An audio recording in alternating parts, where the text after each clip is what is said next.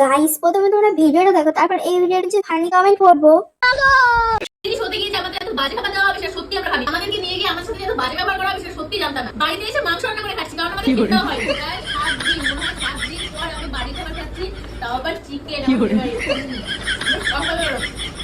আমরা চলে এসেছি আজকে বাড়িতে, আর বাড়িতে ঘুমাচ্ছিলাম, ভাবছিলাম যে মাকে বলছি চিকেন রান্না করো, মানে এত ফালতু খেয়েছে, মানে আমি প্রিয়া তাও খেতে দিয়েছে, তোদেরকে তাও খেতে দিয়েছে, আমাদেরকে দেয়নি, মানে যা ইচ্ছা তাই দিয়ে দিচ্ছে। লাস্টে ঝামেলা করেছি আমরা, তার আমাদেরকে ভালো একটা হোটেলে খেতে দেওয়া হয়েছে। तो चलिए शुरू करते हैं। আগে ঠিক করে বসো, তারপর শুনছি।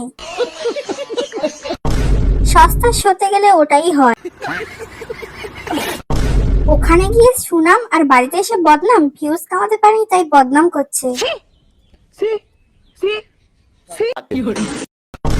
তা তুই খেতে পাসনি বলে নাইটি স্বর্গের মাথায় তুলে খেতে বসবি?